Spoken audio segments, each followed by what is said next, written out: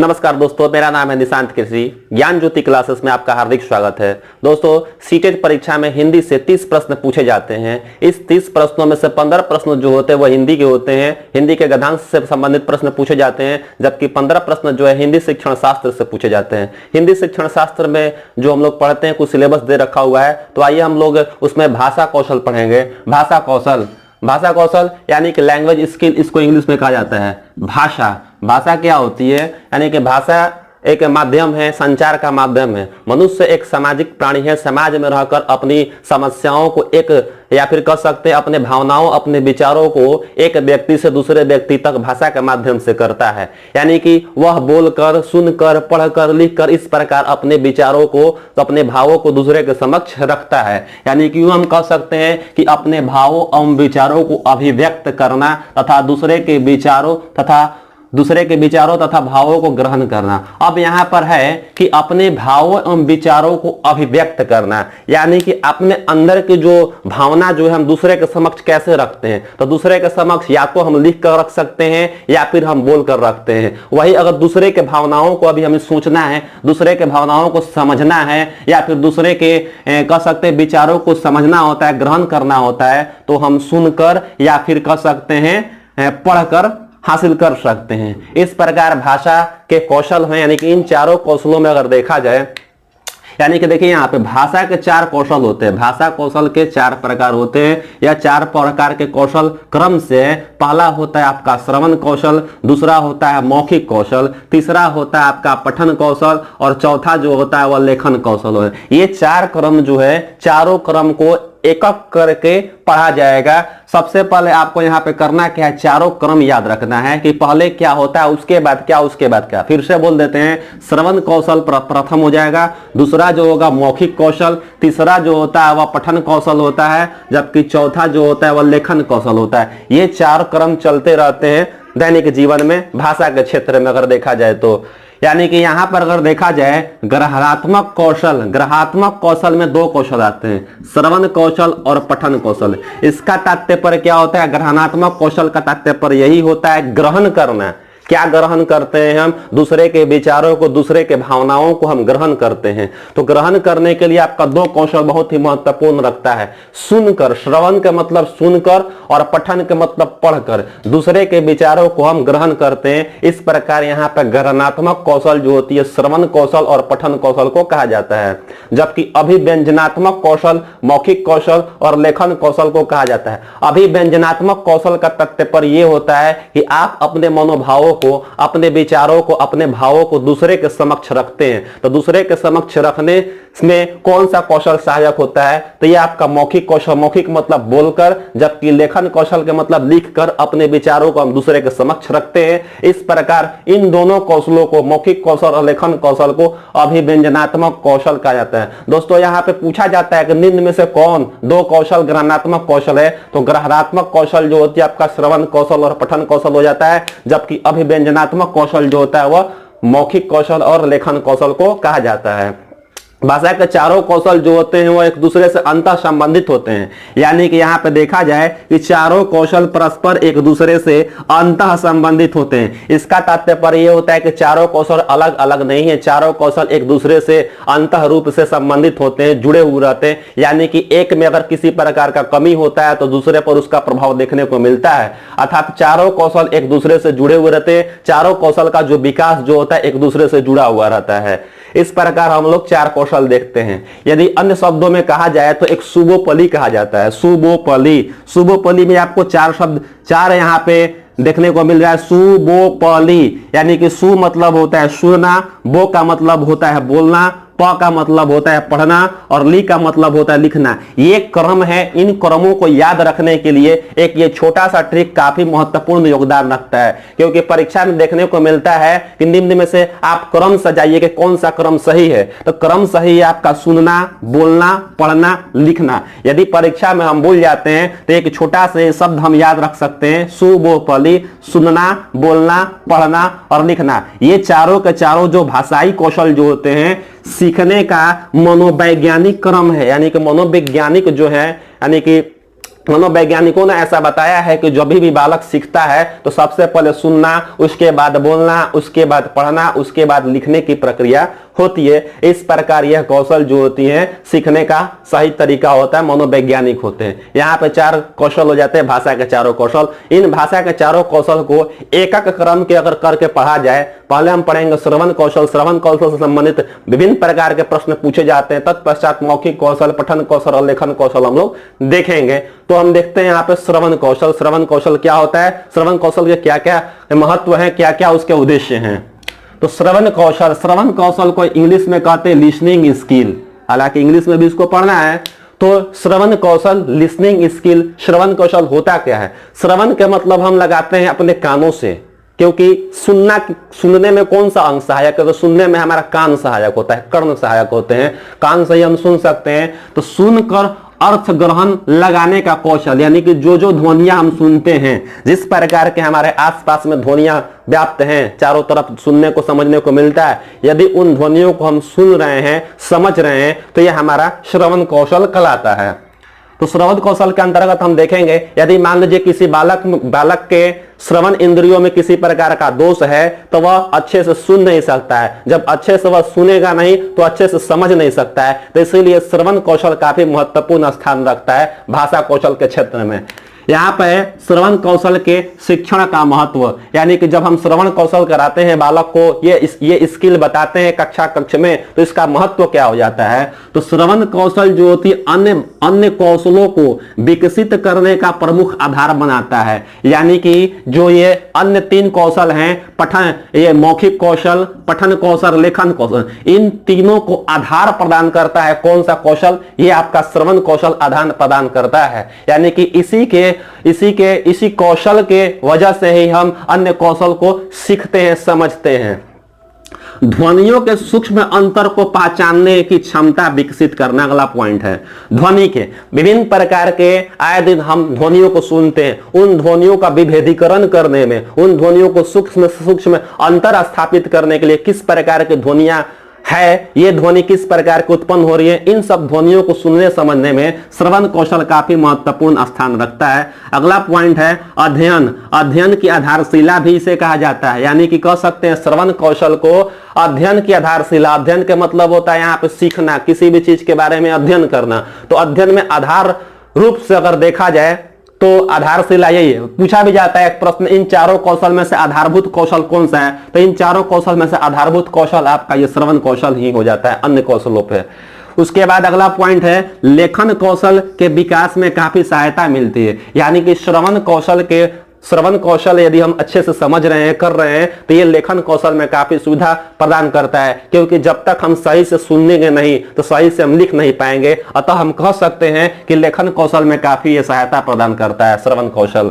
बच्चा जब जन्मोपरांत ही सुनने लगता है, यानी कि जब बालक का जन्म होता है तो उसके आसपास जो लोग, उसके फैमिली के लोग होते हैं, कुछ ना कुछ बातें करते रहते हैं, कुछ ना कुछ बोलते रहते हैं, तो वो सब ध्वनियां बच्चों के काने में जाती है और वह सुनने लगता है। अर्थात कह सकते हैं जन्म लिया और सुनने का कार्य शुरू कर देता है। और ये ध्वनियां उसके मन मस्तिष्क पर अंकित हो जाती है। अर्थात उस अवस्था में जब बालक के कह सकते हैं कानों में जो ध्वनियां जो जाती है वह उसके मन मस्तिष्क पर बढ़ जाती है, वही वहां पर उसका आधारशिला बना जाती है। और बच्चे भाषा का ज्ञान आधार बनती है वहीं से। यानी कि शुरुआती दौर से ही बालक का जो भाषाई कौशल जो होता है सर्वप्रथम आपका यही विकसित करता है।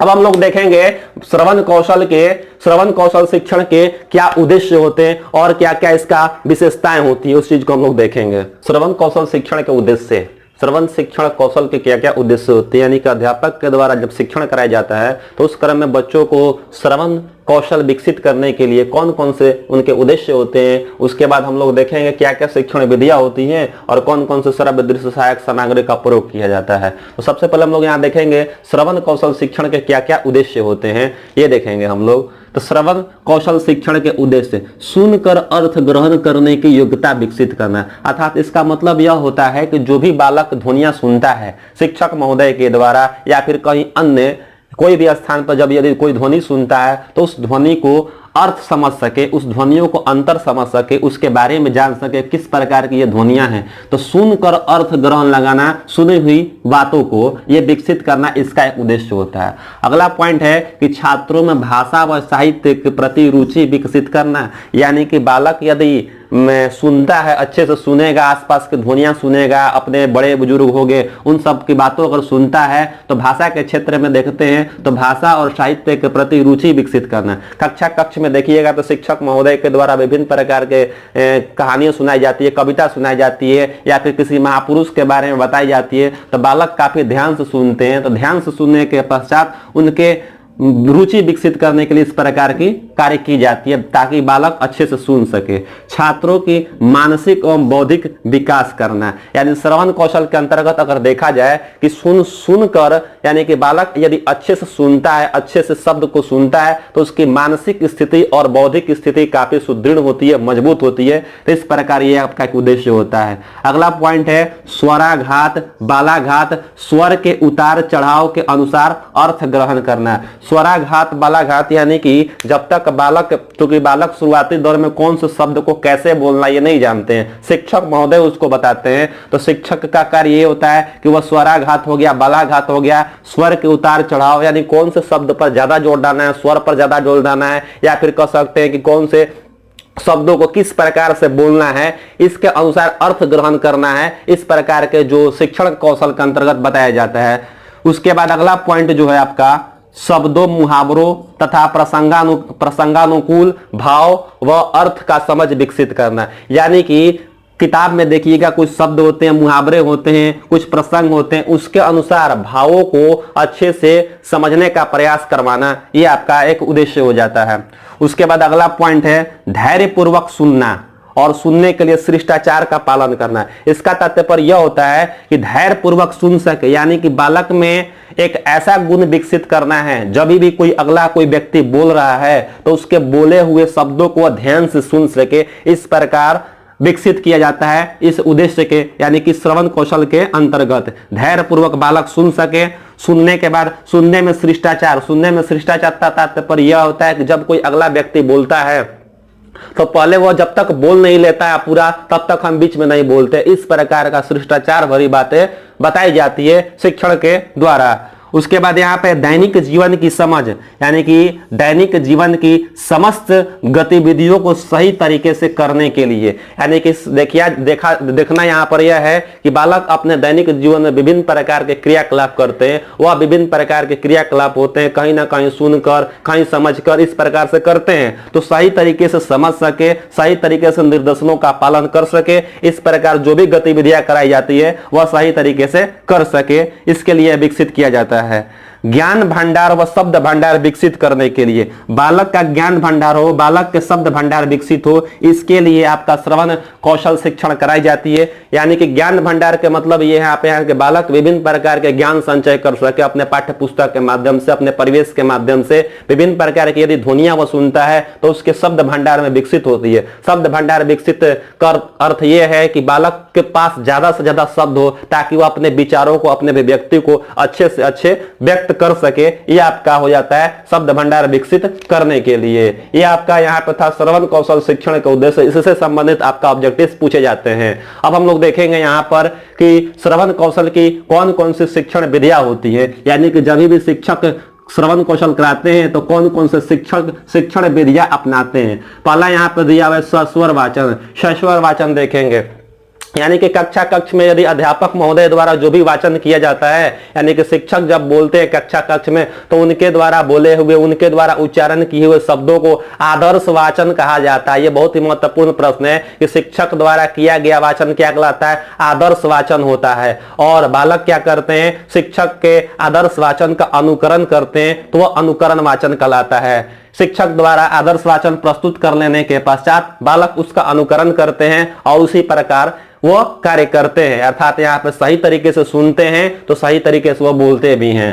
अगला है विधि प्रश्नोत्तर विधि। प्रश्न उत्तर यानी कि प्रश्न और उत्तर विधि है। यहाँ पर शिक्षक महोदय के द्वारा यानी कि वह पाठ्य पुस्तक यानी कि जिस क्लास का वो बालक होता है उसके समक्ष उसी के हिंदी की किताब या कोई भी किताब होता है उस किताब में से प्रश्न को पूछा जाता है। प्रश्न पूछने के उपरांत उसका उत्तर यदि प्राप्त कर लेते हैं, यानी कि यहाँ पे अर्थ ये है कि यदि शिक्षक महोदय कक्षा कक्ष में कोई कविता या फिर कहानी सुना देते हैं और बोलते हैं बालक से कि आप अब इस प्रश्न का उत्तर दीजिए, यदि छोटे छोटे बालक या फिर कह सकते हैं कोई भी बालक इसमें यदि प्रश्न का उत्तर दे देता है तो शिक्षक महोदय यह समझ लेते हैं कि बालक अच्छे से सुना है तभी उसका जवाब दे रहा है, सही से उसका उत्तर सही से दे रहा है। तो ये भी एक विधिया हो जाती है प्रश्नोत्तर विधि।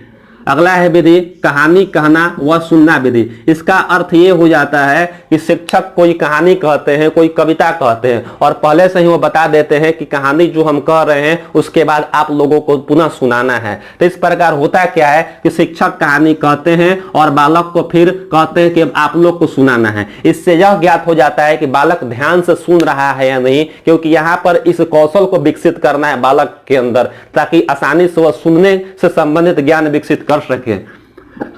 अगला है भाषण विधि। यह भाषण विधि क्या होती है कि भाषण विधि के यानी कि कह सकते हैं यहाँ पे कि भाषण का प्रतियोगिता करवा देना कक्षा कक्ष में, शिक्षक महोदय के द्वारा भाषण प्रतियोगिता कराना। हालांकि भाषण प्रतियोगिता यहाँ पर देखा जाए तो मौखिक कौशल विकसित करने के उद्देश्य से कराया जाता है, लेकिन यहाँ पे यदि हम श्रवण कौशल में देखेंगे तो पहले से निर्देशित यह कर दिया जाता है कि मान लीजिए कक्षा कक्ष में कोई छात्र है, उसको बोल दिया जाता है कि आओ यहाँ पर आगे आकर तुमको एक भाषण देना है किसी भी नेता के बारे में या फिर किसी महान क्रांतिकारी हो गए या फिर किसी टॉपिक के बारे में तुमको बोलना है। सारे छात्र ध्यान से सुनते हैं। ध्यान से सुनने के उपरांत अंत में प्रश्न पूछे जाते हैं और प्रश्न का यदि उत्तर बालक सही तरीके से देता है तो यहाँ पर समझा जाता है कि बालकों ने सही तरीके से सुना है, समझा है। तो इस प्रकार यह भी एक विधिया हो जाती है श्रवण कौशल के क्षेत्र में, श्रवण कौशल के शिक्षण विधिया में। अब है अगला श्रुत लेख विधि। श्रुत लेख का मतलब अर्थ यही होता है कि सुनकर लिखना, यानी कि हालांकि अगर देखा जाए तो लेखन कौशल में इसका महत्वपूर्ण स्थान रखता है, लेकिन सुनने के अर्थ में अगर देखा जाए तो यह भी काफी महत्वपूर्ण रखता है। श्रुत लेख विधि का मतलब क्योंकि जो भी बालक पहले अच्छे से सुनेगा वही अच्छे से लिख सकता है, तो उद्देश्य आपका यही हो जाता है यहाँ पे कि बालक अच्छे से सुन सके तभी जाकर वो अच्छे से लिख सकता है। अब देखेंगे यहाँ पे श्रवण कौशल के शिक्षण हेतु दृश्य श्रव्य सहायक सामग्री यानी टीचिंग एड्स कौन कौन से ऐसे हैं जो बालक को श्रवण कौशल शिक्षण में काफी सहायता प्रदान करता है, बालक को सुनने में काफी सहायता प्रदान करता है, उसका श्रवण कौशल विकसित करने में। यहाँ पे ग्रामोफोन टेप रिकॉर्डर है। टेप रिकॉर्डर यानी कि कह सकते हैं ध्वनियों को रिकॉर्ड करके उसमें रखा हुआ रहता है, पुनः उसको संचारित किया जाता है, पूरा उनको सुनाया जाता है। इस प्रकार से कह सकते हैं कविता है, कहानियां है या फिर कह सकते हैं कि किसी प्रकार का भाषण हो गया उसको रिकॉर्ड करके रखा जाता है और बालकों को सुनाया जाता है। इससे क्या होता है उसका श्रवण ज्ञानेंद्रियां जो होती है वह काफी तीव्र हो जाती है और वह सुनने का कार्य करते हैं वहां पर। अब यहाँ पर है एक रेडियो कह सकते हैं रेडियो संचार का एक माध्यम है। ये सिर्फ और सिर्फ कह सकते हैं इसमें श्रव्य से ही है, श्रव्य सहायक सामग्री है, यानी कि रेडियो पर जो भी कार्यक्रम प्रसारित होते हैं, शैक्षणिक कार्यक्रम जो प्रसारित होते हैं, बच्चों को यदि सुनने का अवसर अगर दे दिया जाए तो उससे बालक जो है श्रवण कौशल विकसित कर सकते हैं, क्योंकि ध्यान से सुनेंगे तो अच्छे से इस चीज को समझ सकते हैं। अगला है चलचित्र यानी कह सकते हैं सिनेमा। इसमें क्या होता है कि चलित चित्र के साथ साथ आवाज भी आता है, यानी कि बालक इसमें देखते भी हैं और सुनते भी हैं, दोनों प्रकार का इसमें कार्य किया जाता है। इससे क्या होता है कि देखना और सुनना यानी कि देखना और सुनना दो ज्ञानेंद्रिय कार्य यहाँ पे कर रहे हैं और इस प्रकार क्या होता है वो काफी सक्रिय हो जाते हैं बालक और सुनते भी हैं और समझते भी हैं।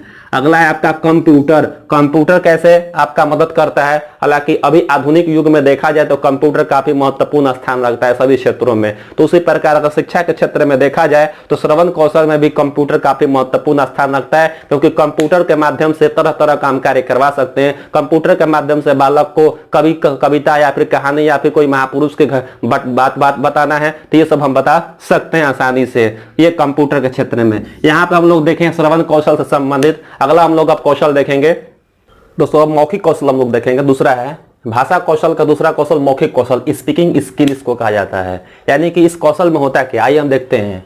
यह कौशल मौखिक कौशल मनुष्य अपनी अनुभूतियों, मनोवेगों, भावनाओं, विचारों की अभिव्यक्ति के लिए मौखिक रूप से जीवन मौखिक रूप से करता है। यानी कि मनुष्य जो है अपने विचारों को, अपने मनोभावों को, अपने कह सकते अंदर की भावनाओं को प्रकट करने के लिए, बाहर लाने के लिए, दूसरों को समझाने के लिए मौखिक भाषा का सहारा लेता है। इसी मौखिक भाषा के सहारा से ही हम अपने विचारों को दूसरे के समक्ष रखते हैं। साथ ही साथ जीवन के प्रत्येक क्षेत्र में मनुष्यों को प्रतिपल मौखिक आत्म अभिव्यक्ति की आवश्यकता पड़ती है। यानी कि मनुष्य को समाज में रहते हैं तो विभिन्न प्रकार की इनको समस्याएं भी होती, अपने समस्याओं को दूसरे के समक्ष रखने के लिए, अपनी आवश्यकताओं को पूर्ति करवाने के लिए दूसरे का हम सहारा लेते हैं, या फिर कह सकते हैं अपने विचारों को रखने के लिए हम मौखिक भाषा का सहारा लेते हैं।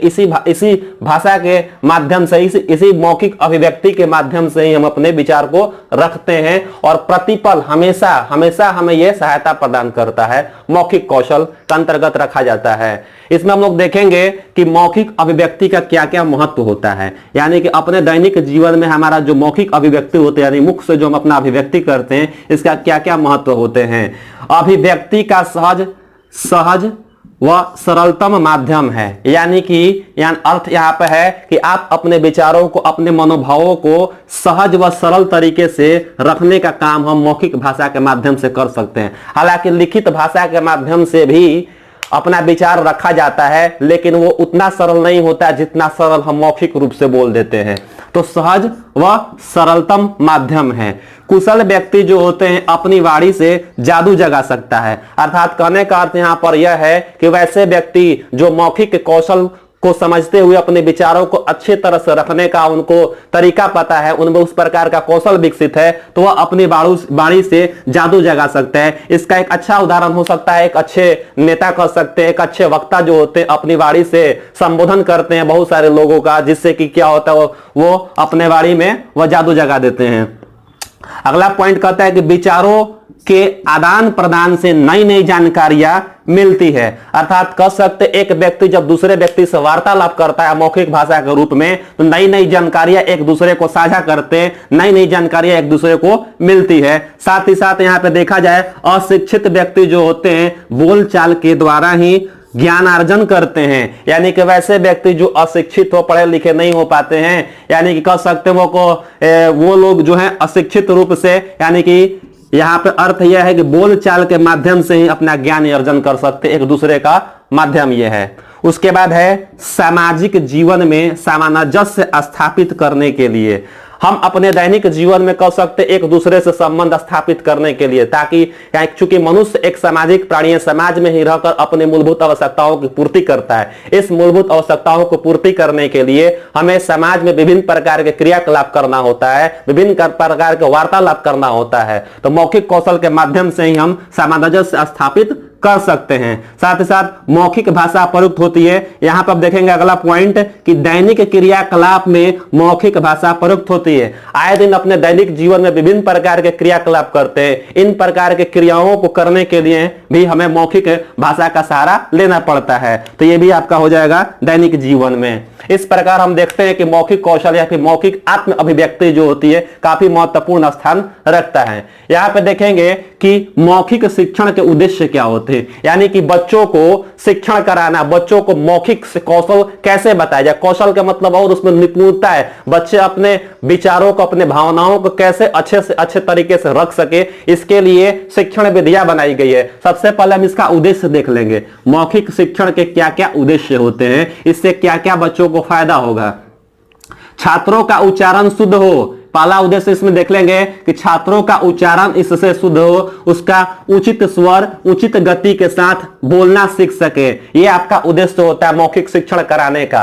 उसके बाद अगला पॉइंट है निसंकोच होकर अपना विचार व्यक्त कर सके। छात्र जो है निसंकोच, बिना भय का, बिना मनोवैज्ञानिक दबाव महसूस किए अपने विचारों को निसंकोच होकर व्यक्त कर सके। अगला पॉइंट है छात्र जो है सरल एवं मुहावरेदार भाषा का प्रयोग कर सके। मौखिक कौशल के माध्यम से छात्रों को सरल से सरल तरीका बताया जाता है कि अपने विचारों को कैसे व्यक्त कर सकते हैं। साथ ही साथ कुछ मुहावरे का भी प्रयोग करना उनको सिखाया जाता है। छात्रों में स्वाभाविक ढंग से परस्पर वार्तालाप करने की आदत विकसित करना, यानी कि इस कौशल के माध्यम से, मौखिक कौशल के माध्यम से छात्रों को स्वाभाविक ढंग से, स्वाभाविक जन्मजात होती है यानी कि बिना बनावटी, यानी कि यहां पर अर्थ है कि बालक जो है स्वाभाविक रूप से परस्पर एक दूसरे से वार्तालाप कर सके, इसलिए इस कौशल को सिखाया जाता है, इस कौशल का शिक्षण कराया जाता है। अगला इसमें देखेंगे, हेडिंग है कि मौखिक अभिव्यक्ति कौशल की क्या क्या विशेषताएं होती है। यानी कि अब यहां पर देखेंगे जो शिक्षण कराई जाती है मौखिक कौशल शिक्षण, इसका विशेषता क्या होता है। तो सबसे पहले हम देखेंगे क्या क्या इसमें विशेषताएं हैं। पहला है आपका स्वाभाविकता। स्वाभाविकता का मतलब कि बोलने के क्रम में स्वाभाविकता होना बहुत ही महत्वपूर्ण हो जाता है, क्योंकि अस्वाभाविकता जो होती है अविश्वसनीय बना देती है। जबकि व्यक्ति जब स्वाभाविक रूप से कोई वार्तालाप करता है, स्वाभाविक रूप से अपने विचारों को रखता है, तो वह विश्वसनीय होता है। इसीलिए हमेशा हमें स्वाभाविक तरीके से बोलना चाहिए। बनावटी बोली हास्यास्पद होती है, कभी भी बनावटी बोली नहीं बोलना चाहिए। जब भी बोलिए स्वाभाविक रूप से बोलिए। अगला है अस्पष्टता। अस्पष्टता का मतलब बात स्पष्ट हो एवं साफ हो। जब कभी भी आप अपने विचारों को, अपने कह सकते भावनाओं को रखते हैं तो स्पष्ट रूप से होनी चाहिए, साफ रूप से होना चाहिए, अस्पष्ट नहीं होनी चाहिए।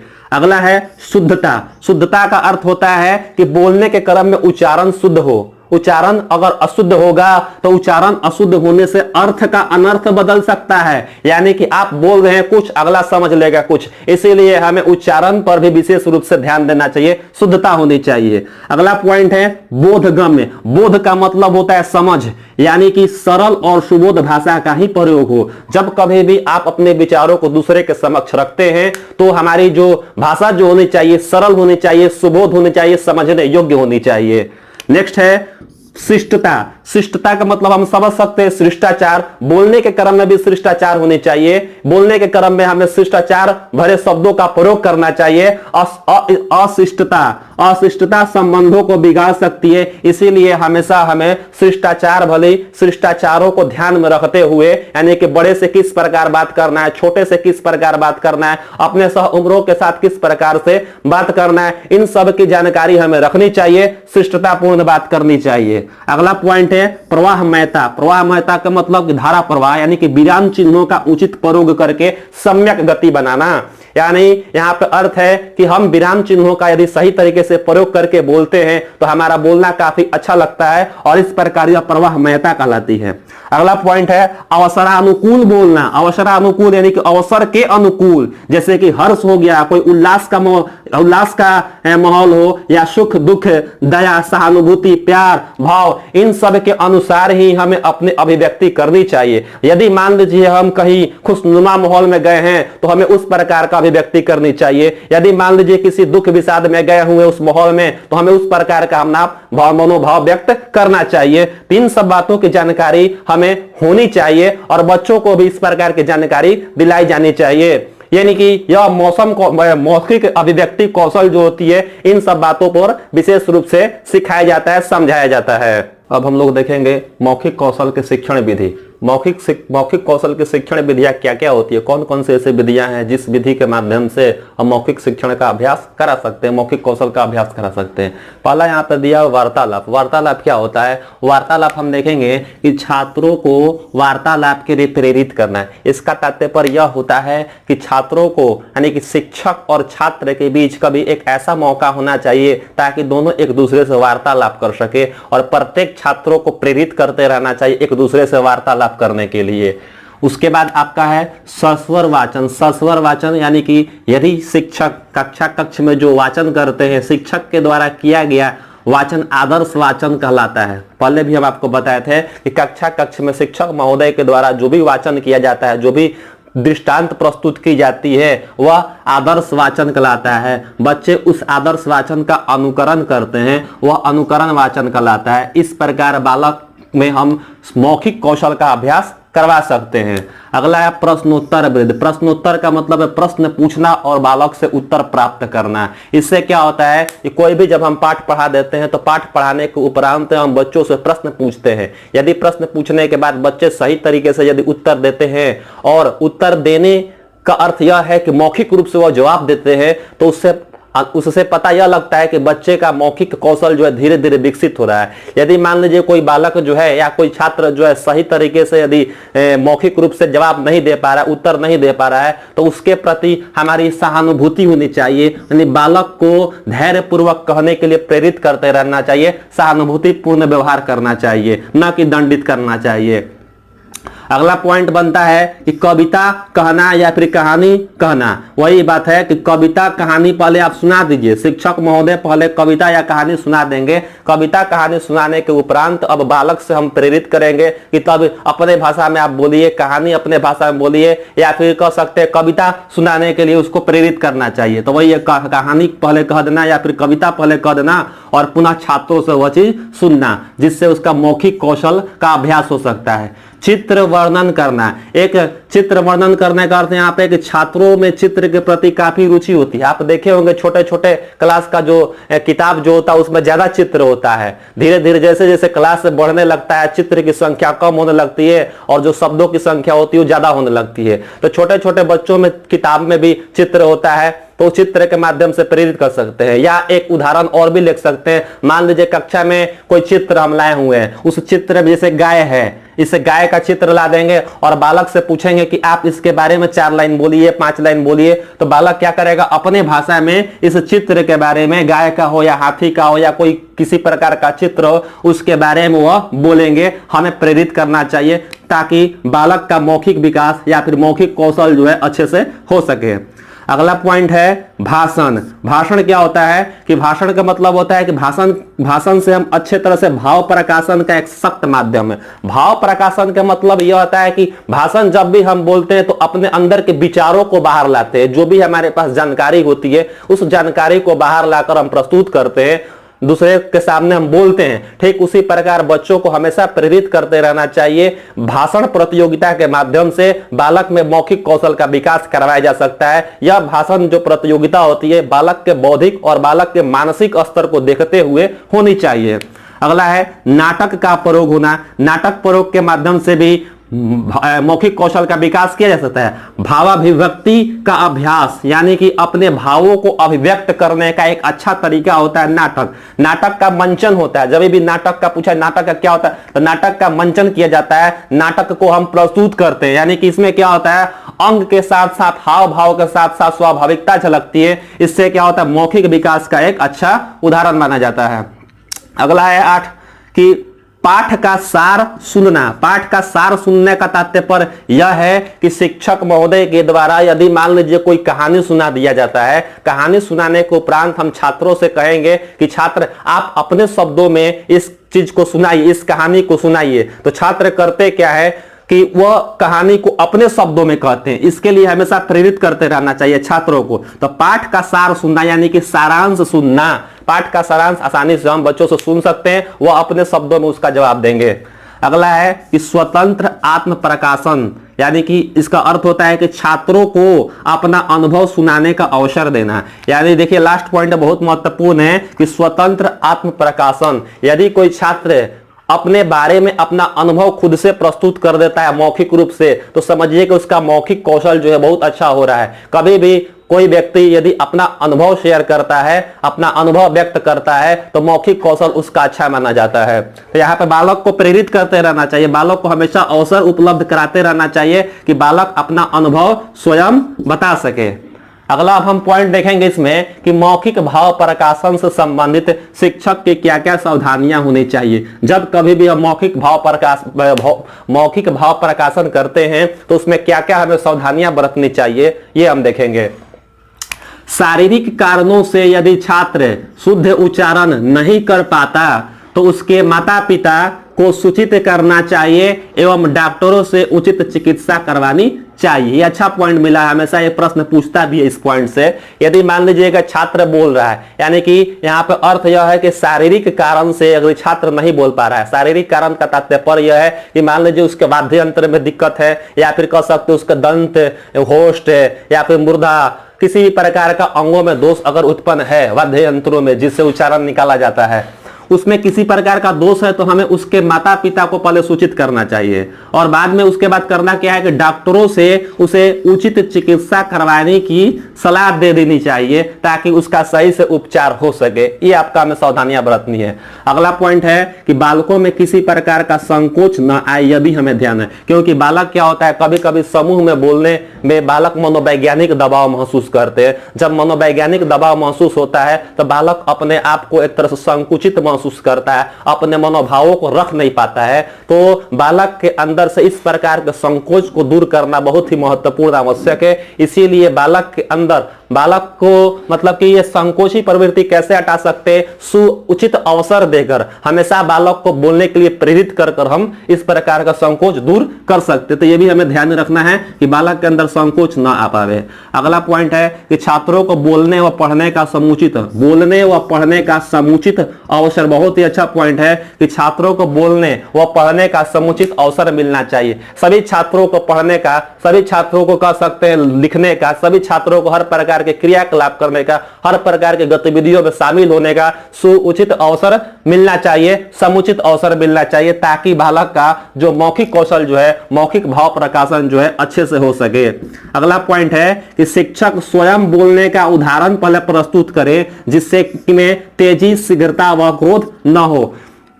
छात्र मान लीजिए कि कोई शब्द नहीं बोल पा रहा है, अच्छे से भाव प्रकाशन नहीं कर पा रहा है, तो शिक्षक को सबसे पहले खुद से उस चीज के बारे में बोलना चाहिए, अपना दृष्टांत प्रस्तुत करना चाहिए, उदाहरण प्रस्तुत करना चाहिए, ताकि बालक उसका अनुकरण कर सके। अनुकरण करने के पश्चात वह उसी तरह से वह बोल सके और उसकी त्रुटियां जो है वह न हो सके। भाषा कौशल के अंतर्गत अब हम लोग तीसरा कौशल देखेंगे, पठन कौशल। पठन कौशल क्या होता है, इसकी क्या क्या विशेषताएं होती है, पठन कौशल से संबंधित विभिन्न प्रकार के प्रश्न पूछे जाते हैं। यहाँ पे देखेंगे हम लोग पठन कौशल।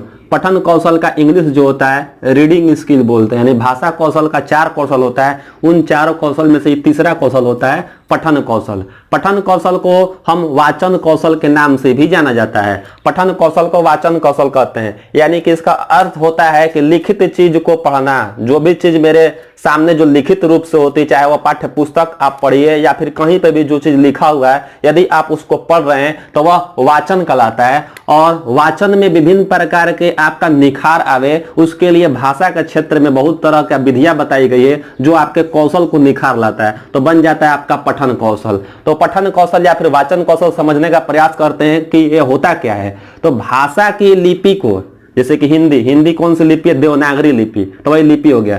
भाषा की लिपि को पहचान करके उच्चरित करना तथा पढ़कर अर्थ ग्रहण करना। सबसे पहले पठन कौशल मतलब, पठन मतलब होता है कि लिखित चीज को पढ़कर उसका अर्थ ग्रहण करना। जब तक अर्थ ग्रहण हम नहीं करेंगे तो वह पठन नहीं कहा जाएगा, वह वाचन नहीं कहा जाएगा। वाचन या पठन तभी कह सकते हैं कि जब पढ़कर आप उसका अर्थ ग्रहण करते हैं। तो वही चीज है कि जो चीज भी ये लिखा हुआ है, ये सब लिपि में लिखा हुआ है, यदि आप इसको पढ़ रहे हैं, पढ़ने के बाद ध्वनि उच्चारण कर रहे हैं, उच्चारण करने के उपरांत यदि आपको ये समझ में आ रहा है, आप ये पढ़ रहे हैं, समझ में आ रहा है, अर्थ ग्रहण कर रहे हैं, तो ये वहां पे आपका कहा जा सकता है कि आप वाचन कर रहे हैं, पठन कर रहे हैं। यानी कि लिखित चीज को पढ़कर अर्थ ग्रहण करना ही वाचन कहलाता है या फिर पठन कहलाता है, पठन कौशल कहलाता है। अच्छा, अगला पॉइंट है कि सभी विषयों का ज्ञानार्जन इसी कौशल पर आधारित होता है। अर्थात कह सकते हैं यहाँ पे कि विभिन्न प्रकार के जो विषय में हम ज्ञानार्जन करते हैं, उसके समझ को विकसित करते हैं, तरह तरह के ज्ञानार्जन करते हैं, ज्ञान का अर्जन होता है, वह सब जो है वह पठन कौशल पर ही आधारित होता है, पढ़कर ही हम ग्रहण करते हैं। यानी कि अपने शब्द भंडार की वृद्धि के लिए, अपने आप में ज्ञान को लाने के लिए, अंदर समाहित करने के लिए हम पठन कौशल अर्थात पढ़कर ही ज्ञानार्जन करते हैं।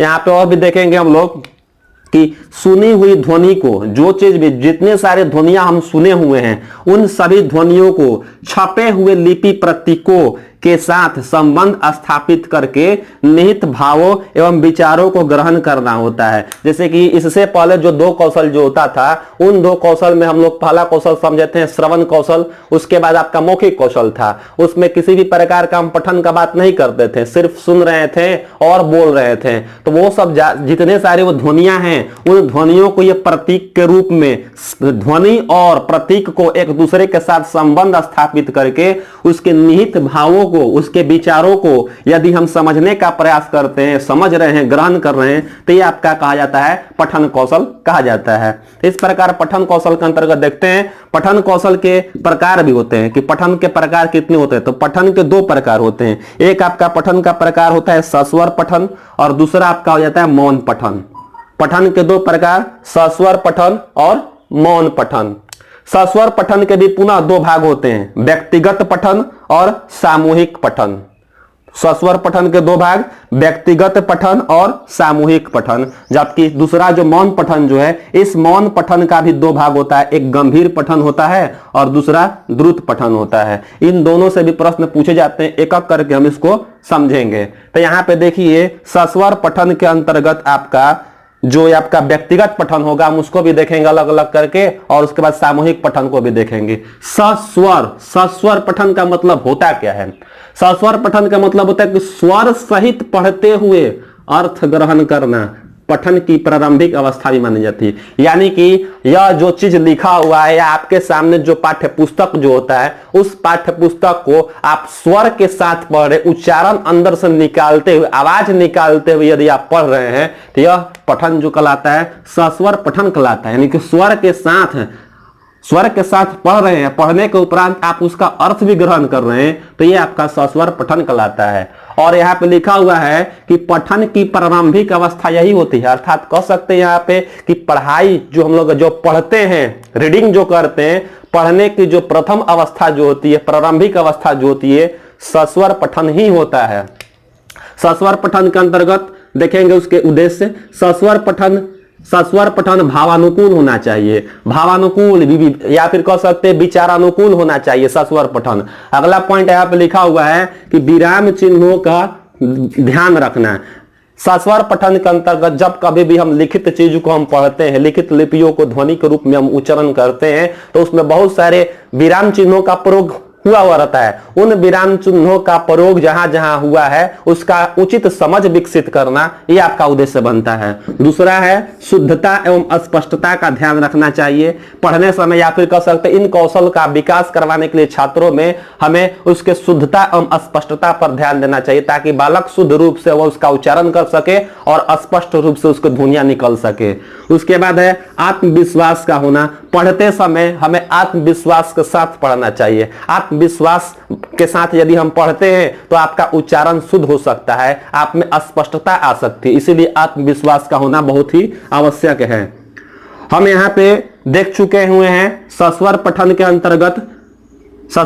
अंतर्गत हम देख लिए कि सस्वर पठन क्या क्या होता है। अब देखेंगे सस्वर पठन का जो दो भाग जो होता है, एक व्यक्तिगत और एक सामूहिक, ये दोनों होता क्या? नाम पर ही है। व्यक्तिगत यानी कि यहाँ पे देखेंगे एक व्यक्ति या एक छात्र के द्वारा, एक व्यक्ति, एक छात्र, एक बालक, एक बालिका के द्वारा किए जाने वाला सस्वर पठन को ही हम व्यक्तिगत पठन कहते हैं। यानी एक व्यक्ति के द्वारा, एक छात्र या एक बालक या बालिका के द्वारा यदि लिखित चीज को वाचन किया जा रहा है, लिखित चीज को वो पढ़ रहे हैं, सस्वर के साथ, उच्चारण के साथ, ध्वनि के साथ पढ़ रहे हैं, तो इस प्रकार का जो पठन जो होता है वह व्यक्तिगत पठन कहा जाता है। खास करके देखिएगा माध्यमिक कक्षाओं में, जो उच्च कक्षाएं जो होती है, माध्यमिक कक्षाएं, उसमें यह देखने को मिलता है। इस पठन के माध्यम से, इस व्यक्तिगत पठन के माध्यम से शिक्षक को काफी सुविधा मिलता है छात्रों का निरावकरण करने में। यानी कि यदि बालक में मान लीजिए या बालिका में जो उच्च कक्षाओं में है, उच्चारण संबंधित किसी प्रकार का दोष है, तो व्यक्तिगत पठन के माध्यम से उसका उचित निवारण किया जा सकता है। यानी अशुद्ध उच्चारण का निवारण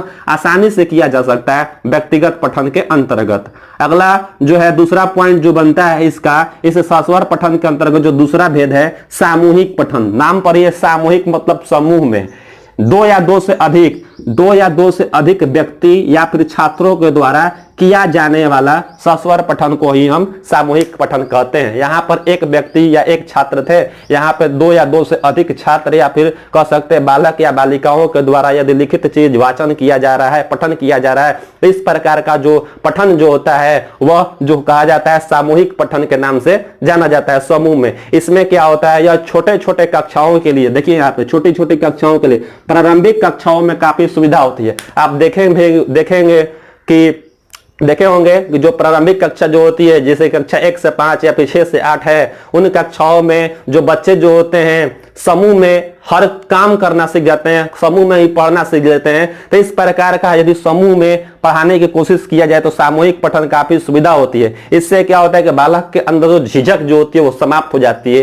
क्योंकि समूह में वह कार्य कर रहे, एक साथ बोल रहे हैं। ये छोटे छोटे कक्षाओं के लिए काफी सुविधा होता है। छात्रों की संख्या अधिक न हो ताकि बगल की कक्षा में या फिर बगल की कक्षा की शांति भंग ना हो। एक चीज और यहाँ पे ध्यान देना है कि यदि हम इस प्रकार का पठन करवा रहे हैं, सामूहिक पठन करवा रहे हैं, एक कक्ष में शिक्षक महोदय करवा रहे हैं, तो यह भी खास हमें ध्यान रखना है कि बगल की कक्षाएं प्रभावित ना हो, क्योंकि 2 या 2 से अधिक छात्र जब उच्चारण करेंगे, ध्वनि निकालेंगे, सस्वर पठन करेंगे, वह भी किस प्रकार का सामूहिक रूप से करेंगे, तो इससे ध्वनियां काफी फैलेगी। बगल के कक्षा में वह ध्वनियां जाएगी तो वह उसमें कह सकते अवरोध उत्पन्न हो सकता है। इसीलिए इस बात का भी हमें ध्यान रखना चाहिए कि संख्या ज्यादा ना हो, एक सीमित संख्या 2 या 3 संख्या, 4 संख्या, 5 इतना रख सकते हैं ताकि बालक को सही तरीके से शुद्ध उच्चारण करवाया जा सके, सामूहिक रूप से उनमें पठन कौशल विकसित किया जा सके। तरह तरह के इसमें कौशल आते हैं और भी हम लोग पढ़ेंगे। अब देखा जाएगा मौन पठन और गंभीर पठन क्या होते हैं। पठन का दूसरा प्रकार मौन पठन।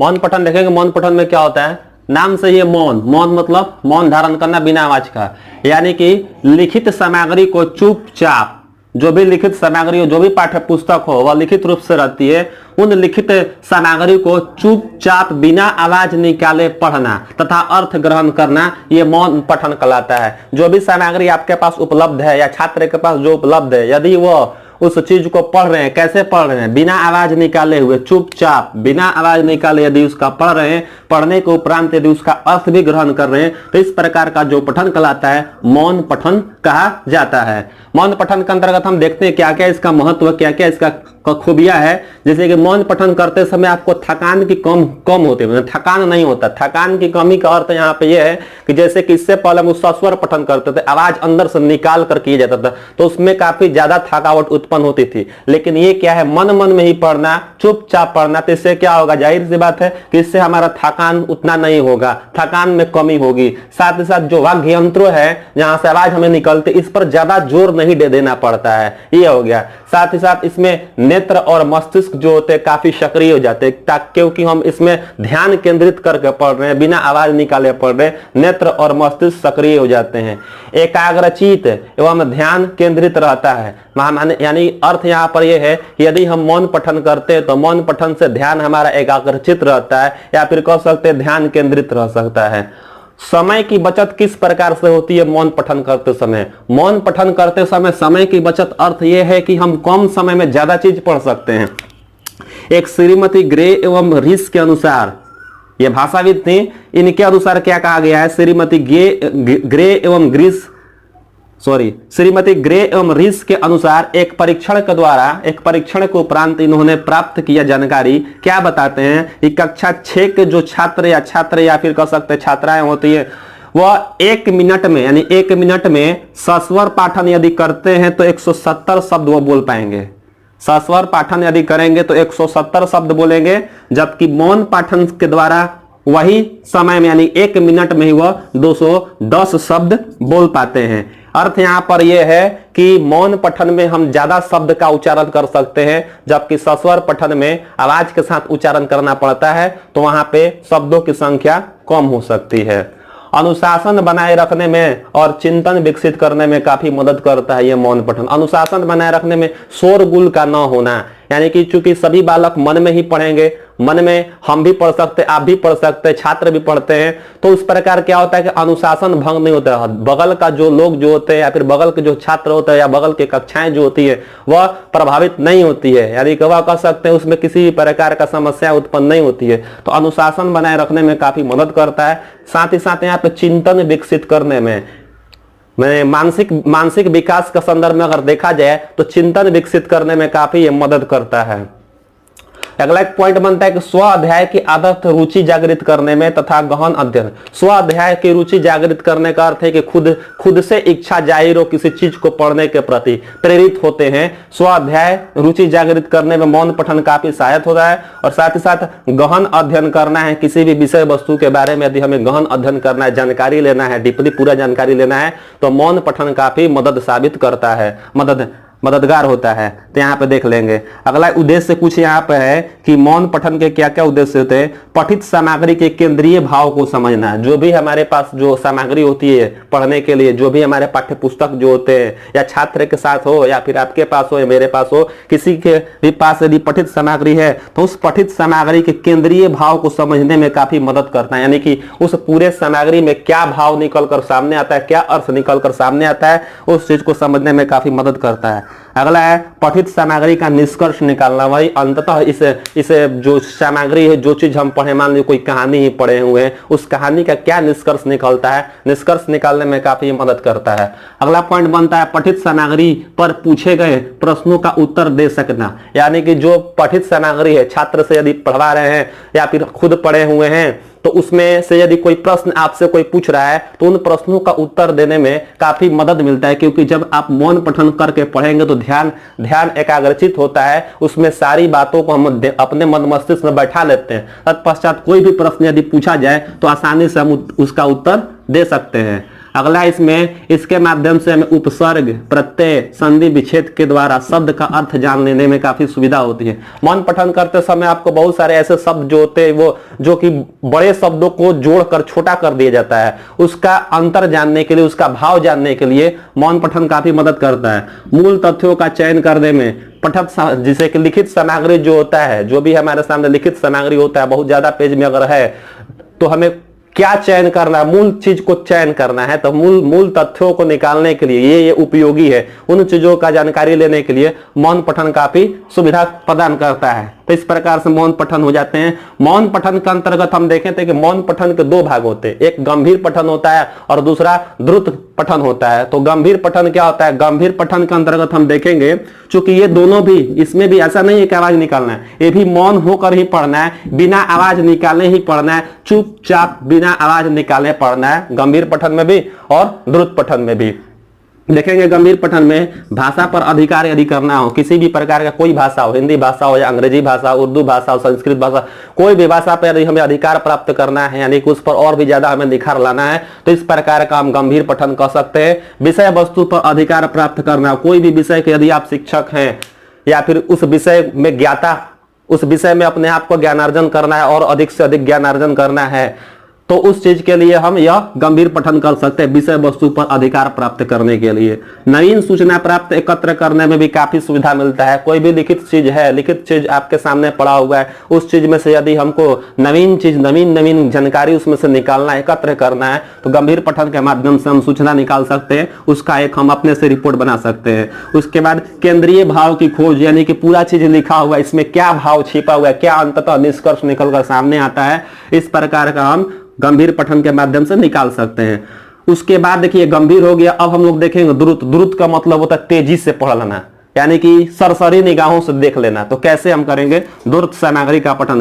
देखिएगा, सीखी हुई भाषा का अभ्यास करना। आप जो पहले से भाषा सीखे हुए हैं, यदि समय कम है और पाठ्य पुस्तक यदि आपको देखना है तो सरसरी निगाहें से ऊपर देख लेना, काफी तेजी से मन में ही, तो यह द्रुत पठन कहलाता है। इससे क्या होता है? इससे आपको आनंद प्राप्त होता है। आनंद की प्राप्ति के लिए कभी कभी हम पाठ्य पुस्तक उठाते हैं, कम समय रहता है, आसानी से जल्दी जल्दी उसको लोग पढ़ लेते हैं, ठीक है। उसके बाद खाली समय का सदुपयोग करने में काफी मदद करता है। कोई भी लिखित सामग्री आपके पास हो, कहीं पे भी हम यात्रा भी करते हैं, तो उस यात्रा के दौरान पाठ्य पुस्तक का जब हम निकालते हैं तो काफी तेजी से हम बोलते नहीं है, उच्चारण पूरा तेजी से नहीं करते, वहां पे मौन रूप से धारण करके चुपचाप हम लोग पढ़ते हैं। तो वहां पे यदि वह किताब, पाठ्य पुस्तक यदि पहले से पढ़ा हुआ है तो ये काम हम करके आसानी से खाली समय का सदुपयोग कर सकते हैं। तो ये इतना इसमें था। पठन कौशल के महत्व को देखा जाए, पठन कौशल के क्या क्या महत्व होते हैं। पहला लिखा हुआ शब्द भंडार में वृद्धि। शब्द भंडार में वृद्धि का तात्पर्य है आपकी मानसिक योग्यताओं में वृद्धि होना। जैसे ही आप पठन करते हैं, लिखित चीज का पढ़ रहे हैं, गहन अध्ययन कर रहे हैं, तो उससे आपका जाहिर सी बात है कि शब्द भंडार में वृद्धि होगी, आपकी भाषाई क्षमता जो हो विकसित होगी, आपको अपने अभिव्यक्ति को व्यक्त करने के लिए काफी आपके पास शब्द हो सकता है और उस शब्द के माध्यम से अच्छे तरीके से आप अपने अभिव्यक्ति को व्यक्त कर सकते हैं, अपने विचारों को रख सकते हैं। अगला पॉइंट बनता है व्याकरणिक ज्ञान होना, माने व्याकरण के नियमों में ज्ञान में वृद्धि होती है। जैसे ही आप लिखित सामग्री को पढ़ रहे हैं, चाहे वो पढ़ रहे हैं सस्वर पठन के माध्यम से या फिर मौन पठन के माध्यम से यदि पढ़ रहे हैं, तो आपका व्याकरण जो है वह मजबूत होगा, व्याकरण का ज्ञान आप में ज्यादा होगा, व्याकरण के ज्ञान में वृद्धि हो सकती है। व्याकरण से होता क्या है कि हमें शुद्ध शुद्ध लिखना, शुद्ध शुद्ध पढ़ना आता है, यानी आप में शुद्धता आएगी पढ़ने में। अगला है पॉइंट कि महान व्यक्तियों की जीवनियां एवं आत्मकथाएं पढ़कर उनके आदर्श गुणों को आत्मसात करने में काफी मदद करता है। पढ़कर, लिखित चीज को पढ़कर, जैसे कि उसमें हम क्या पढ़ सकते हैं कि महान व्यक्ति की जीवनी के बारे में, कोई भी बहुत सारे महान व्यक्ति हमारे देश में हैं, या फिर कह सकते देश के बाहर में भी बहुत सारे महान व्यक्ति हैं, उनके जीवनियों को पढ़कर, उनके आत्मकथाओं को पढ़कर, उनके आदर्श गुणों को हम अपने आत्मसात करते हैं, उनके गुणों को स्वीकार करते हैं और उनके गुणों के माध्यम से ही हम उनके आदर्शों का पालन करते हैं और अपने जीवन में उनको उतारने का प्रयास करते हैं, तो ये एक आपका फायदा हो जाता है। अगला यहाँ पे पॉइंट बनता है मनोरंजन के रूप में समय का सदुपयोग करना। जब कभी भी आप खाली समय में हो, या फिर कभी यात्रा करते हो, या फिर कहीं उपवन में गए हुए हो, या घर में हम खाली समय बैठे हुए हैं, तो मनोरंजन के रूप में, यानी कि कह सकते हैं कि समय का सदुपयोग करने के लिए हम एक पाठ्य पुस्तक यानी कि पठन कौशल के माध्यम से पढ़कर, पाठ्य पुस्तकों को पढ़कर आसानी से उस समय का सदुपयोग किया जा सकता है। इससे आपका क्या होगा, ज्ञानार्जन ही होगा, ज्ञान में वृद्धि ही होगा, बहुत तरह से फायदा हो सकता है। अगला पॉइंट बनता है कि सामाजिक विकास, राजनीतिक विकास, साहित्यिक विकास तथा सांस्कृतिक विकास के लिए तरह तरह के विकास होते हैं जीवन में।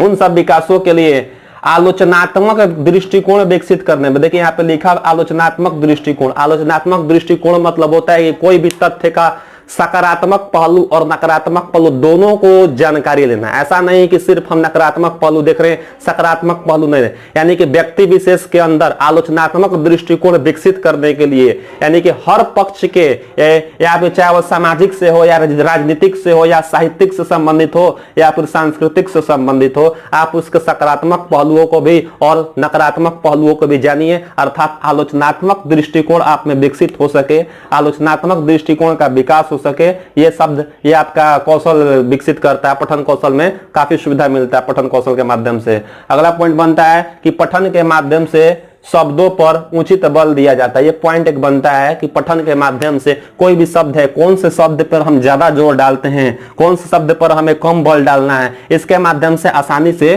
सीखते हैं, समझते हैं, जो काफी मदद भी करता है। अब यहाँ पर हम लोग देखेंगे कि पठन कौशल के शिक्षण विधियां क्या क्या होती है। कक्ष में पठन कौशल जब बच्चों को कराया जाता है, बच्चों को पढ़ना सिखाया जाता है, लिखित चीज को बालक कैसे पढ़े तरह तरह, क्योंकि बालक जब विद्यालय आता है तो वो पहले से पूरी तरह से नहीं जानता है, उसको सिखाया जाता है। बाल विद्यालय में आते हैं बालक सीखने के लिए ही, तो वहां पे किस माध्यम से आप उसके अंदर पठन कौशल विकसित कर सकते हैं। पहला पॉइंट बनता है यहाँ पे विधि जो है वर्ण बोध विधि। नाम से ये वर्ण जो है वह वर्ण का बोध होना, जानकारी होना। इसके तहत क्या होगा, बालक को सबसे पहले स्वर वर्णों की जानकारी दी जाती है, तत्पश्चात हम व्यंजन वर्ण की जानकारी देते हैं और उसके बाद संयुक्ताक्षर की जानकारी दी जाती है। यानी कि एक क्रम हुआ, स्वर वर्ण, उसके बाद व्यंजन वर्ण, उसके बाद संयुक्ताक्षर वर्ण का जानकारी देना। इस प्रकार वो समझ सकते हैं। अगला है विधि देखो और कहो विधि। इसका तात्पर्य क्या होता है, देख कर बालक कहो विधि। इससे क्या होता है ना कि मान लीजिए एक चित्र है, उस चित्र के नीचे नाम भी लिखा रहता है। चूंकि बालक अपने दैनिक जीवन में चित्र को देखा हुआ रहता है, वह तुरंत चित्र को देखेगा, वह बोल देगा। मान लीजिए एक आम है, आम का फिगर है, उसके नीचे आम लिखा हुआ रहता है, लेकिन वो नहीं जानता लिखा क्या है, लेकिन जैसे ही फिगर को देखता है आम को, तो तुरंत वो बोल देता आम, अर्थात देखा वहां पे तुरंत कह दिया। और इसके माध्यम से वह आम के फिगर देखकर और नीचे जो अंकित आपका कह सकते हैं कि जो शब्दों में जो लिखा हुआ है उस चीज को वह समझ लेता है। देखो और कहो विधि हो गया। अगला पॉइंट बनता है वाक्य विधि। वाक्य विधि के माध्यम से भी बालक को आसानी से पठन कौशल सिखाया जाता है। जैसे कि मान लीजिएगा हाथी का चित्र है, बोलेंगे देखो यह एक हाथी है, तो बालक उधर से भी क्या कर सकता है, बोलेगा यह एक हाथी है, इस तरह से हम करवा सकते हैं। यह एक कबूतर, इस तरह से हम करवा सकते हैं, फिगर देखकर वाक्य के माध्यम से उच्चारित करवाया जा सकता है। अगला बनता है अनुकरण विधि। अनुकरण विधि का मतलब कि जब शिक्षक आदर्श वाचन करेंगे तो बालक उसका अनुकरण करेगा, अर्थात यहाँ पे अनुकरण विधि हो गया। शब्द लिख दिए, शब्दों का अनुकरण अलग अलग तोड़कर शिक्षक बोलेंगे और छात्र क्या करेंगे, उसका अनुकरण के माध्यम से वो चीज बोलना सीख लेंगे, तत्पश्चात उनका भी पठन हो जाता है अनुकरण विधि के माध्यम से। पठन संबंधन में अगर देखा जाए तो पठन करने में बालक जब पढ़ाई करता है, पढ़ता है लिखित चीज को, तो बहुत सारे बहुत सारे इसमें दोष उत्पन्न होते हैं। तो दोष उत्पन्न होते हैं तो उन दोषों को हम लोग देखेंगे, पठन कौशल से संबंधित क्या क्या दोष होते हैं। तो पठन संबंधित दोष, अटक अटक कर पढ़ना, यानी कि यदि बालक या छात्र जो है अटक अटक कर पढ़ रहा है तो एक प्रकार का दोष उत्पन्न हो जाता है, अटक अटक, क्योंकि आता है कि निम्न में से पठन कौशल का कौन सा दोष है, तो दोष आप समझ लीजिएगा, अटक अटक कर पढ़ना, रुक रुक कर पढ़ना, इस प्रकार का एक दोष उत्पन्न हो जाता है। अगला पॉइंट बनता है अशुद्ध उच्चारण। जाहिर सी बात है, यदि आप अशुद्ध उच्चारण करेंगे, छात्र अशुद्ध उच्चारण करेंगे तो उनका दोष में गिना जाएगा, अशुद्ध उच्चारण एक दोष बन जाएगा। अगला पॉइंट बनता है गति का ना होना, सही तरीके से एक तरह से कह सकते हैं कि गति का ना होना, बोलते क्रम में एक आपका लय होना चाहिए, वो ना हो पाना, यदि ऐसा नहीं है तो वो भी आपका एक दोष का कारण बन जाता है। अनुचित मुद्रा का होना, अनुचित मुद्रा का अर्थ है कि पुस्तक को आंखों के काफी नजदीक या आंखों से बहुत दूर रखना, एक आपको उचित स्थान पर रखना होता है। यदि ऐसा छात्र नहीं कर रहा है तो यह समझिए कि उसकी दोष के अंतर्गत आ जाएगा अनुचित मुद्रा।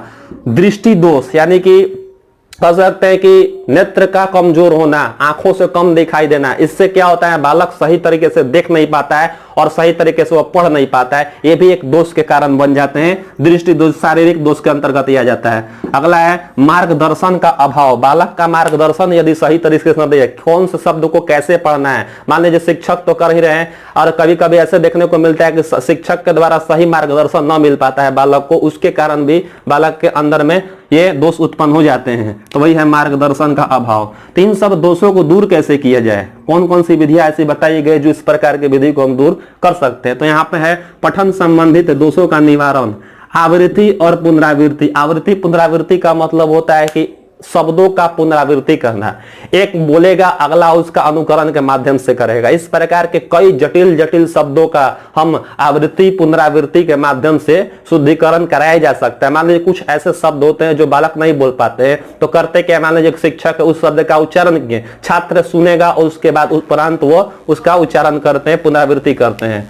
उसके बाद एक चिकित्सा विधि, चिकित्सा विधि का अर्थ ये हो जाता है कि बालक में मान लीजिए कि चूंकि पठन संबंधित है, शारीरिक दोष उत्पन्न हो सकता है, जैसे कि कह सके वाक्य यंत्रों में किसी प्रकार का दोष हो या फिर दृष्टि दोष हो, तो इस प्रकार के दोष के कारण बालक जो अशुद्धियां करता है तो चिकित्सक चिकित्सीय सलाह के माध्यम से उसको उस प्रकार का दूर किया जा सकता है। आदर्श पठन, शिक्षक को आदर्श पठन प्रस्तुत करना चाहिए। यदि आप आदर्श पठन प्रस्तुत करिएगा कक्षा कक्ष में तो बालक उसी का अनुकरण करके सीखते हैं, समझते हैं, इसीलिए शिक्षक को आदर्श पठन करना चाहिए। उसके बाद है अनुकरण पठन। अनुकरण पठन वही है जब शिक्षक आदर्श पठन प्रस्तुत कर देते हैं तो बालक उन्हीं के द्वारा जो शब्द बोला जाता है, जैसे वो क्रियाकलाप करते हैं उसी का बालक अनुकरण करते हैं। अनुकरण के माध्यम से बालक के अंदर में नवीनता प्रवीणता आ सकती है। उसके बाद वातावरण में परिवर्तन के माध्यम से भी निवारण किया जाता है। वातावरण परिवर्तन के जैसे मान कक्षा कक्ष है, कक्षा कक्ष में उचित प्रकाश का न होना, जिसके कारण बालक सही तरीके से देख नहीं पा रहे हैं, बालक को उचित प्रकाश नहीं मिल पा रहा है, तो वहां पे क्या होगा, वातावरण में परिवर्तन करके उस के माहौल को बदल के हम उसमें शुद्धि ला सकते हैं। बालक के ये दोष जो है वो उस दोष का निवारण किया जा सकता है, आराम से हम कर सकते हैं। इस प्रकार इस कौशल के माध्यम से कई प्रकार के प्रश्न घुमा फिरा के पूछे जाते हैं, आसानी से उन प्रश्नों का हम उत्तर दे सकते हैं, काफी मददगार साबित हो सकता है परीक्षा में। भाषा कौशल के अंतर्गत 4 कौशल होते हैं। चौथा कौशल जो होता है आपका लेखन कौशल होता है। लेखन कौशल हम लोग देखेंगे, लेखन कौशल होता क्या है। लेखन कौशल का इंग्लिश जो होता है राइटिंग स्किल होता है। यह राइटिंग स्किल होता क्या है, अपने देखिएगा यहाँ पे विचारों या भावों को लिखकर व्यक्त करना।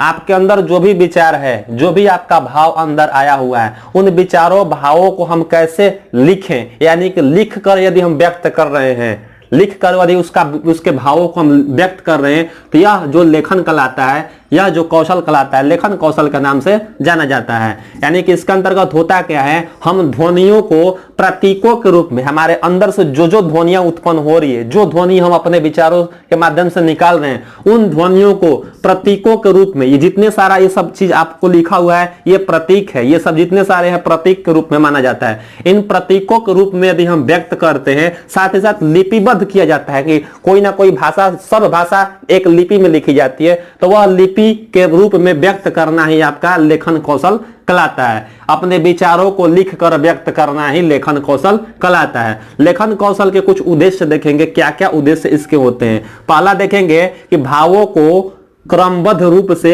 लिखकर व्यक्त करना। आप अपने विचारों को, अपने भावों को यदि क्रमबद्ध रूप से, यानी एक क्रम के बाद दूसरा क्रम, इस प्रकार से अगर आप लिख रहे हैं तो यह लेखन कौशल के उद्देश्य के अंतर्गत आता है, लिखकर व्यक्त करना। अगला है शुद्ध वर्तनी लिख सके।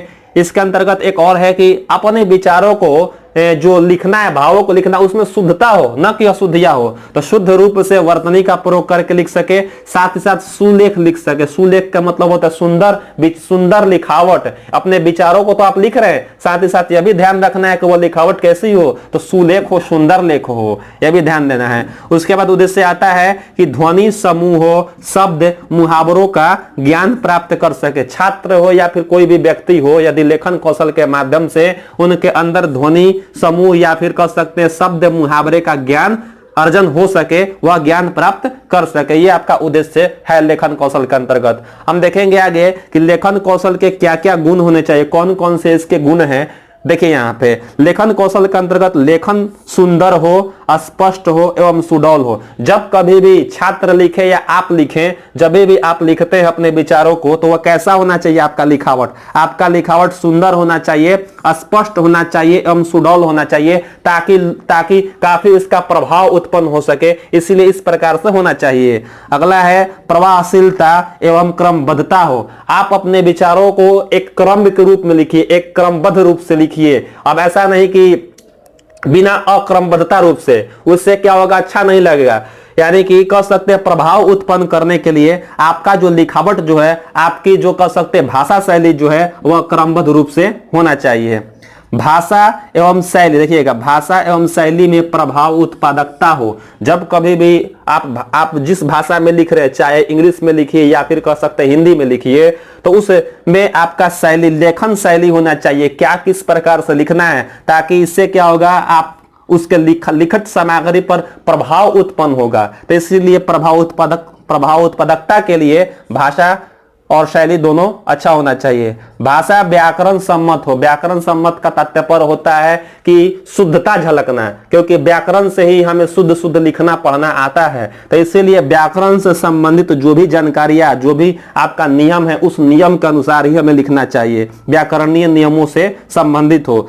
अभिव्यक्ति संक्षिप्त हो, स्पष्ट हो तथा प्रभाव उत्पादक हो। यानी कि आपका जो विचार जो है, आपका जो भाव जो है, अपनी अभिव्यक्ति कर रहे हैं लिखित रूप से, तो वह संक्षिप्त रूप से लिखना चाहिए। अब न कि पूरा ज्यादा लंबा ज्यादा करना भी अच्छा नहीं होता है। तो इसलिए संक्षिप्त होना चाहिए, अस्पष्ट होना चाहिए, और उसके बाद ये कैसा हो जाएगा, आपका प्रभाव उत्पन्न करेगा लोगों पर। जब कभी भी आपका लिखित सामग्री या छात्र का लिखित सामग्री अन्य कोई व्यक्ति पढ़ता है, समझता है, तो वह प्रभाव झलके, उसको उस चीज को समझे, आपके विचारों को समझे कि आपका विचार क्या है, लिखित रूप से आप उसको दिए हुए हैं, तो वह पढ़कर उस चीज को समझ सके। ये आपका हो जाता है। अब यहाँ पे देखेंगे, जब हम लेखन सिखाते हैं छात्रों को लेखन सिखाने के संबंध में ध्यान देने योग्य कौन कौन सी बातें होती है। जब कभी भी कक्ष में शिक्षक जो है छात्रों को यदि लेखन शैली सिखा रहे, लिखने का तरीका सिखा रहे, तो हमें क्या क्या सावधानियां बरतनी चाहिए। सावधानियां बरतेंगे, पहला कि बैठने का ढंग होना चाहिए सही। बालक सीधे बैठे, रीढ़ की हड्डी जो है सीधे, ना कि झुक कर बैठे। झुक कर बैठने से लिखावट जो होती है खराब हो जाती है। इसीलिए शिक्षक महोदय को हमेशा ध्यान देना चाहिए कि छात्र जो है सीधा बैठकर लिखे। ये आपका बैठने का एक सही तरीका ढंग होना चाहिए, हमेशा ध्यान देना चाहिए। दूसरा है कि पुस्तिका की आंखों से दूरी लेखन करते समय, यानी कि जो आपका जो पुस्तिका जो होती है, अभ्यास पुस्तिका यहाँ पे कह सकते हैं कि अभ्यास पुस्तिका में जो बालक लिखता है, अभ्यास पुस्तिका में जो बालक लिखता है, एक मिनट, अभ्यास पुस्तिका में जो बालक जो अपने विचारों को लिखता है, अपने भावों को लिखता है, तो वह जो दूरी जो होनी चाहिए आंखों से कम 1 फुट की दूरी पर होनी चाहिए। उसके बाद है कलम पकड़ने की विधि। कलम पकड़ने की विधि पर भी हमें बालक को ध्यान देना चाहिए। नहीं तो शुरुआती दौर में बालक यदि सही तरीके से कलम नहीं पकड़ेगा, तो उसका जो लिखावट जो होगा वह सही तरीके से नहीं होगा, सुडौल नहीं होगा। इसीलिए पहली अंगुली और दूसरी अंगुली के बीच में ये कलम रखकर अंगूठे से पकड़वाना चाहिए। यहाँ पे पहली अंगुली और दूसरी अंगुली के बीच में इस प्रकार से रखेंगे और अंगूठे से पकड़ कर बात बताई जानी चाहिए। और जो नीब जो होनी चाहिए 1 इंच की दूरी पर होनी चाहिए। इस प्रकार से कलम पकड़ने की विधि बताई जानी चाहिए। अगला है पढ़ना। यानी कि पढ़ना अर्थ यहाँ पे है कि लेखन करते समय, यानी कि लिखावट होते समय लिख रहा है तो लेखन के साथ साथ पढ़ना। जब कभी भी हम भी लिखते हैं, आप लोग भी लिखते हैं, तो लिखने के क्रम में हम पढ़ते भी हैं। यदि हम ना पढ़ेंगे तो अर्थ का अनर्थ लिखा जाएगा, निरर्थक हो जाएगा, ध्यान एकाग्रचित नहीं होगा। इसीलिए लेखन करते समय पढ़ते रहना भी अति आवश्यक है। अगला पॉइंट बनता है कि सीधी लिखाई हो। लेखन शैली जो हो बालक का सीधी रेखा में, जिस प्रकार अगर लाइन बना हुआ है, ये लाइन बना है तो इस लाइन में ही लिखें। लिखावट एकदम सीधी, अब ना कि तिरछा लिखे। इस प्रकार का अगर दोष उत्पन्न हो रहा है तो उसको दूर करना चाहिए, शिक्षक को ध्यान देना चाहिए, सीधी लिखाई होनी चाहिए। अभ्यास कराते रहना चाहिए, क्योंकि अभ्यास एक कला है। नित्य प्रतिदिन किसी भी चीज का यदि हम अभ्यास करते हैं तो नित्य प्रतिदिन आप में निखार आते रहता है। इसलिए छात्रों को हमेशा लेखन का अभ्यास कराते रहना। कोई भी चीज लिखवा सकते हैं, निबंध भी लिखवा सकते हैं, या फिर किसी चीज के बारे में लिखवा सकते हैं, या फिर अपना वो विचार लिख सकता है। तो इस प्रकार से हमेशा लेखन कला के रूप में आपका अभ्यास करवाते रहना चाहिए। उसके बाद है सुडौल अक्षर। सुडौल का मतलब होता है सुंदर लिखावट हो। बालक में पूर्ण रूप से जो अक्षर है वह अक्षर को पूरी तरह से लिख सके। जैसे कि मान लीजिए यहाँ पे अगर क है तो क को पूरा इस तरह से लिखे। कभी कभी होता है क्या है कि बालक इतना ही पे छोड़ देता है। तो कोई भी जब अक्षर हो, कोई भी अगर वर्ण हो, उस वर्ण को पूरे तरह से लिख सके, पूर्ण रूप से लिख सके, हमेशा ध्यान देना चाहिए। उसके बाद है आपका सिरोरेखा। सिरोरेखा का मतलब होता है जब कभी कोई शब्द लिखा जाता है तो शब्द लिखने के उपरांत उसके ऊपर जो माथा, ये जो होता है ऊपर का हिस्सा जो होता है, इस पर एक रेखा उत्पन्न करे, एक रेखा यहाँ पे लाइन खींच सके। हमेशा ध्यान देना। कभी कभी अगर यहाँ इस प्रकार का अगर ध्यान ना दिया जाए तो छात्र छोड़ देंगे, तो वो उससे क्या होगा कि अशुद्धियां झलकने लगती है। तो हमेशा ध्यान रखना है कि लिखावट जो है, लेखन क्रम में सिरोरेखा भी बहुत महत्वपूर्ण स्थान रखता है। लेखन कौशल की हम लोग कुछ विधियां देखेंगे कि कक्ष में कौन कौन सी विधियों के माध्यम से बालक में लेखन कौशल विकसित की जा सकती है। तो देखिएगा, लेखन कौशल के विधियां में देखेंगे, पहला आपका है सुलेख। सुलेख का मतलब होता है सुंदर लिखावट। सुंदर लिखावट यानी कि बालक के लिखावट में सुंदरता और भी आ सके, निखारता और भी आ सके, इस प्रकार का हमें सुलेख हमेशा करवाते रहना चाहिए, सुंदर लिखावट हो। अनुलेख का मतलब क्या होता है? अनुलेख का मतलब होता है किसी लिखावट का अनुकरण करना और लेखन कौशल जान जाना। देखिएगा, अनुलेख का मतलब होता है कि देखिएगा, अभ्यास पुस्तिका में बालक के कुछ अभ्यास पुस्तिका चलते हैं। उस अभ्यास पुस्तिका में इस प्रकार से अगर देखा जाए तो मान लीजिए एक अभ्यास पुस्तिका होता है। इस अभ्यास पुस्तिका में होता क्या है, राइटिंग कॉपी जिसको हम लोग बोलते हैं, ऊपर में कुछ लिखा रहता है, वाक्य में भी लिखा जा सकता है, या फिर कह सकते हैं शब्द लिखा हुआ रहता है, या फिर कोई कह सकते हैं कि वर्ण लिखा हुआ रहता है। तो ये लिखा रहता है, बहुत ही अच्छे सुंदर अक्षरों में लिखा रहता है, और नीचे की जो लाइन जो है वो रिक्त रहती है। बालक करते क्या है, उस लिखावट को, ऊपर जो लिखा हुआ रहता है उसको देखकर उसी के अनुसार एकदम सुंदर राइटिंग बनाकर वो लोग लिखते हैं। तो इस प्रकार ये अनुलेख होता है, यानी किसी लिखावट का अनुकरण के माध्यम से लिखना। और यह अनुकरण जो होता है करीब करीब कह सकते हैं कक्षा 3 तक आराम से करवाया जा सकते हैं, ताकि बालक का जो लिखावट जो सही तरीके से हो सके। अनुलेख हो जाता है। अगला बनता है श्रुत लेख। श्रुत लेख का मतलब होता है, श्रुत मतलब होता है सुनना, सुना हुआ लेख।